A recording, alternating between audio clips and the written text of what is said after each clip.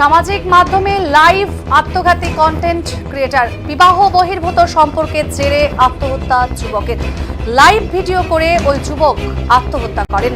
এই মর্মে লিখিত অভিযোগ দায়ের হয় মালদার হরিশ্চন্দ্রপুর থানায়। ঘটনায় চাঞ্চল্য মালদার হরিশ্চন্দ্রপুরের মোবারকপুর কালীতলায়। অভিযোগের তীর আরেক মহিলা কন্টেন্ট ক্রিয়েটারের বিরুদ্ধে। এমনটাই বিস্ফোরক দাবি মৃতের স্ত্রীর। মৃত যুবকের নাম দুর্লভ সাহা। বেসরকারি একটি কোম্পানিতে সেলসম্যানের কাজ করতেন। পাশাপাশি চাঁচলের এক মহিলা কন্টেন্ট ক্রিয়েটারের সাথে যৌথভাবে কাজ করতেন। কিছুদিনের মধ্যেই দুজনের মধ্যে বিবাহ বহির্ভূত সম্পর্ক গড়ে ওঠে। পরিবারে শুরু হয় অশান্তি। আর এ কারণেই ওই যুবকের স্ত্রী তার দুই কন্যা সন্তানকে নিয়ে আলাদা থাকতে শুরু করেন। দুর্লভ সামাজিক মাধ্যমে নিজের আত্মহত্যার ভিডিও লাইভ করেন। স্বামীর মৃত্যুর খবর জানার পরে বিস্ফোরক অভিযোগ তুলেছেন তার স্ত্রী। দাবি করেছেন কাজের সূত্রে অনেক মহিলার সঙ্গেই যোগাযোগ ছিল তার স্বামীর। তার মধ্যে একজনের সাথে প্রেমের সম্পর্ক গড়ে ওঠে। সম্প্রতি সে ওই সম্পর্ক থেকে বেরিয়ে আসতে চাইছিল, কিন্তু সম্পর্কে বিচ্ছেদ জানার জন্য 15 লক্ষ টাকা দাবি করেন প্রেমিকা। এই নিয়েই মানসিক অবসাদগ্রস্ত হয়ে আত্মঘাতী হতে হয়েছে স্বামীকে। তার আরও অভিযোগ, এর আগেও একাধিক ব্যক্তিকে প্রেমের ফাঁদে ফেলে টাকা আদায় করেছেন ওই মহিলা। তার বিরুদ্ধে ব্যবস্থা নেওয়ার জন্যই হরিশ্চন্দ্রপুর থানায় লিখিত অভিযোগ দায়ের করেছেন তিনি।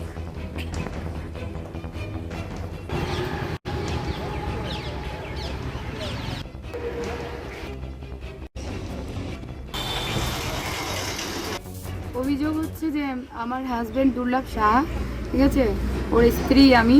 তো আমার হাজব্যান্ডের প্রায় 1 বছরের নাগাদের মতো ওই সালমা সরকার, হবিনগরে বাড়ি, তার সাথে একটা সম্পর্ক ছিল, যেটা আমরা জানতে পেরেছি অনেক দিন আগেই। যার জন্য আমি চাঁচল থানায় 2 মাস আগে কমপ্লেন করেছিলাম। থানায় ডাকা হয়েছিল মেয়েটাকে এবং আমার হাজব্যান্ডকেও ডাকা হয়েছিল। বিশাল গণ্ডগোল হয়েছিল থানার ভেতরে, সবাই জানে। এবং আমি সোশ্যাল মিডিয়ায় তাদের অনেক ভিডিও আমি যেগুলো পেয়েছিলাম, আমি সোশ্যাল মিডিয়ার মাধ্যমে আমি সমাজকে জানিয়েছিলাম, সবাইকে জানিয়েছিলাম। এবার কিছুদিন ধরে প্রায় 1 মাস নাগাদ আমার হাজব্যান্ড নিজের ভুলটা বুঝতে পেরে আমার বাচ্চার একটু যত্ন নিচ্ছিল, খরচ দিচ্ছিল, আসা যাওয়া করছিল, নর্মাল হয়ে গেছিল সম্পর্কটা। এটাও বলেছিল যে চাঁচলে ভাড়া বাড়ি খুঁজে নিয়ে আবার আগের মতো ভাড়া বাড়িতে থাকবে আমাকে নিয়ে। সেটা সালমা সরকার মেনে নিতে পারছিল না, ঠিক আছে। মেনে না নিতে পেরে ও এই কিছুদিন ধরে কন্টিনিউ আমার হাজব্যান্ডকে ব্ল্যাকমেল করছিল যে আমার সঙ্গে যা তোমার ভিডিও আছে, ছবি আছে, আমি সোশ্যাল মিডিয়ায় ফাঁস করে দিব, তোমার ফ্যামিলিকে বলবো, তোমার ওয়াইফকে বলবো, তুমি যদি আমার সঙ্গে না থাকো তাহলে আমি এটা করব। আমার হাজব্যান্ড দোমনাতেই একটা টেনশনের মধ্যে ছিল। এবং কি আমি যেটা জানি, আমার হাজব্যান্ড আগের দিন সারা রাত্রি আমার কাছে থেকেছে, মারা যাওয়ার আগের দিন রাত্রি 1টায় এসেছে এবং সকালে 10টার দিকে আমার ভাড়া বাড়ি থেকে বেরিয়েছে। সেই রাত্রে ও আমাকে সব কথা বলেছে যে ওকে এরকম বিরক্ত করে, ব্ল্যাকমেল করে, এমনকি 15 লাখ টাকার যে দাবি সেই মেয়েটা করেছে। এইটা আমার হাজব্যান্ড নিজের মুখে আমাকে বলেছিল যে এরকম করছে আমার সাথে। তারপরে আমি সারাদিন টেনশনে ছিলাম। আমার হাজব্যান্ড গ্রামের বাড়ি গেছে, গিয়ে নিয়ে ওখানে যাওয়ার পর ফোনে 2-1 বার আমার সঙ্গে কথা হয়েছে। সন্ধ্যার পর থেকে কন্টিনিউ আমার হাজব্যান্ডের ফোন ওয়েটিং ছিল। আমি কন্টিনিউ কল করছিলাম অন্য নাম্বারেও, দেখছি ওর ফোন ওয়েটিং। তারপর থেকে ফোন বন্ধ করে দিয়েছিল আমাকে ব্লক করার পর। আমি যখন পরে জানতে পারলাম যে রাত্রি 12টার পরে এরকম ঘটনা ঘটেছে। আমরা রাত্রেবেলা খাওয়া দাওয়া করে ঘুমিয়ে গেলাম। ও যেহেতু গভীর রাত্রে প্রায় 1টা-1.5টার দিকে আমার রুমে আসতো ভাড়া বাড়িতে। সেটা নিয়েও আমি প্রতিবাদ করেছি যে রাত্রি 1টা-1.5টায় কেউ বাচ্চার কাছে আসে, তুমি একটু আগে আসবে। আসলে ওই রাত্রি 1টা-1.5টায় আসতো, মেয়েটার কাছ থেকে আসতো কি কোথা থেকে আমি জানি না, রাত্রি 1টা-1.5টায় আসতো। সেই দিন আমি ভাবলাম খাবার দাবার বেড়ে রেখে দিলাম যে আসবে হয়তো, কিন্তু ও ওদিন আসেনি। ভোর 3টের দিকে আমি জানতে পারছি যে এরকম ঘটনা, ও সুসাইড করেছে। লাইভে এসে নিয়ে ও সুসাইড করেছে, সেটা সমাজ সবাই দেখেছে। কিন্তু এটার একমাত্র কারণ শুধু সালমা সরকার। ওই মেয়ে আমার হাজব্যান্ডকে মেন্টালি টর্চার প্রচুর হারে করছিল, যেটা আগেও আমি জানতাম। আর সেদিন আমার হাজব্যান্ড আগের দিন যে রাত্রিবেলা ছিল সেটা আমাকে স্পষ্ট ভাষায় বলেছে যে ওর কাছে বিগ অ্যামাউন্ট 15 লাখ টাকা দাবি করছে। ও এটা দেওয়ার সাধ্য ছিল না আর পারতো না বলে ওকে এরকমভাবে পরের দিন সারাদিন টর্চার করেছে। মেন্টালি টর্চারে ছিল এবং মেন্টালি টর্চারের কারণেই গেছে। ওই দিনটা ওই মেয়েটা অনেক রকমভাবে ওকে থ্রেট দিয়েছে এবং বিশাল গন্ডগোল হয়েছে, অনেকক্ষণ ফোন ওয়েটিং, আমার ফোন ধরেনি, ফোনে ওয়েটিং।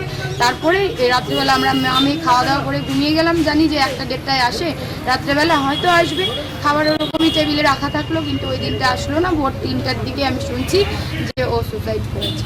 আমি আজকে থানায় এসেছি সালমার বিরুদ্ধে কেস করতে, এবং আমি সালমার কঠোর শাস্তি চাই। এর আগে প্রচুর ছেলের কাছে ও এরকম একটা মোটা টাকা দাবি করেছে বা মোটা টাকা নিয়ে আবার ছেলে বদল করেছে, কিন্তু এবার আমার সংসারে যেদিন থেকে এসেছে আমার মেয়ে দুটোর জীবন নষ্ট, আমার জীবন নষ্ট করে শেষে আমার স্বামীকে সুসাইড করতে বাধ্য করে ও এই মানে পার পেয়ে গেল। আমি চাই ওর শাস্তি হোক।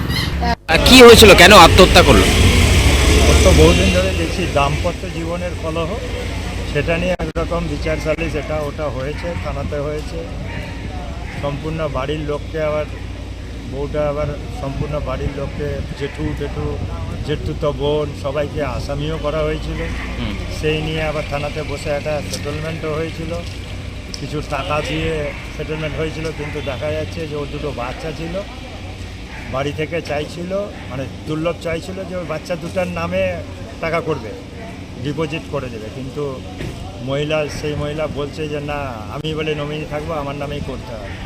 এই নিয়ে মাস 3 আগে তারপরে ওই ইয়েটা ক্যান্সেল হয়ে যাবে। কিসের টাকা এটা? মানে বিচ্ছেদের জন্য। মানে এটা কি ডিভোর্স হয়ে গেছিল না আবেদন করেছিল? আবেদন করেছিল, এরকম করে কেস করেছিল, যেহেতু সবাইকে করে দিয়েছিল, জেঠু সবাইকে আসামি করে দিয়েছিল। সেটা ওরা আবার ওই কী বলে কি জামানত হয়ে তারপরে একটা সেটেলমেন্ট করে নিতে হয়েছিল। ও কী চায়? কত বছর আগে বিয়ে হয়েছিল? বছর 9 থেকে 10। মানে ডিভোর্স কেন নিল বা কিসের জন্য? কোনো রকম অ্যাডজাস্টমেন্ট হচ্ছিল না, দুইজনে ঝগড়াঝাটি লেগেই থাকতো সবসময়। ওরা তো আলাদাই থাকতো, চাচলে থাকতো। যে কালকে কাকে ভিডিও কল করেছিল? সেটা তো বলা যাচ্ছে না, আমরা পরে দেখছি ওর বন্ধু বান্ধব লাইভে নাকি ওটা ফেসবুক লাইভ। ফেসবুক কি মনে করছেন কে দায়ী এর জন্য? এটা তো দায়ী আমরা ভাবছি যে ঠিক বলা যাবে না, তদন্তে যেটা হবে সেটা দেখা যাবে।